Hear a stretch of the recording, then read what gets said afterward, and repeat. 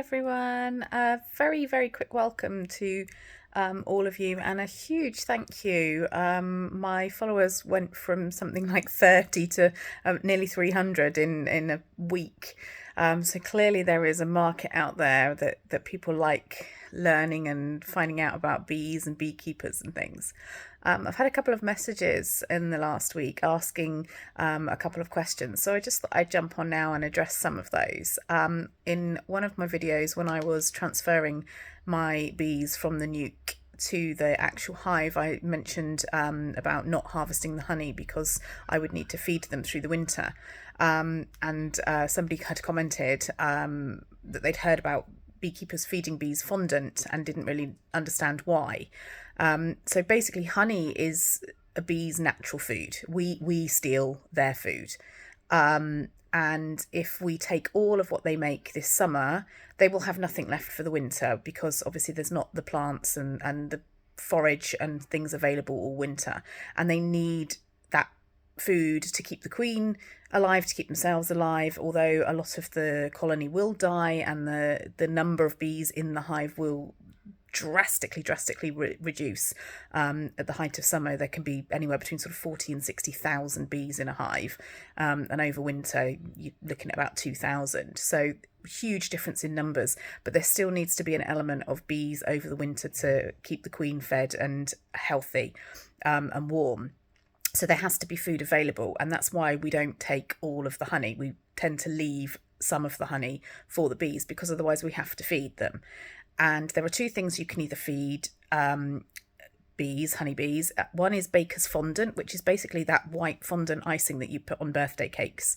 Do need to be a little bit careful to buy a decent one, because if you actually have a look at the ingredients, there's glucose and other things added to them. So as long as it's only made with sugar and water, you're good to just plonk it on top of the hive, and they'll come up and they'll they'll eat that and break it down and use that to feed themselves.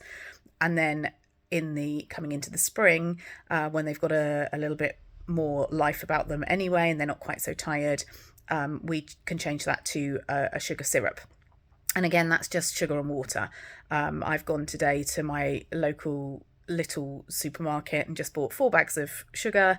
So they're about £1 a bag in the local store. Obviously, if I'd have gone to one of the big superstores, it would have been a bit cheaper, but I just popped into the local store and they were about £1 a bag. So 4 kilos of sugar, and I used 6 litres of water for this particular syrup. I didn't want to do 1 for 1 because I didn't want it to be really thick, but I didn't also want to make it too runny and do the 2 for 1. So I've kind of gone in the middle and done 1.5 litres for each kilo of sugar that I used, and that is now made. I've just popped it into a fold up water container, I guess, that you would take camping, and I'll take that down to the hives tonight ready to feed, because I actually got another group of bees last night, which was completely unplanned. I had intended to only start with the one hive to start with and see how I got on with that, but I think if you've kept chickens, you'll understand chicken maths, and I think bee maths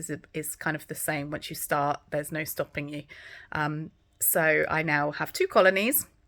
The swarm that was caught last night, I actually went out, and although I didn't do the catching, I was there watching as they were caught, and they went straight into my box, and they are now down with the other girls. They had a sleepover in my back garden last night, locked into their box, and I took them down first thing this morning so they can spend the day getting used to where they are and coming and going and everything. And I put a little bit of sugar syrup on them, because actually what is in the hive is the frames. And I know I've put videos up in the last couple of weeks of building those frames, and this is what the frames are. So they sit in the hive down like that, and it's just a simple wooden frame, and this foundation is made of, you can get some that are made of plastic, and this one is a wax one, and you can see it's got some wires in it just for some stability.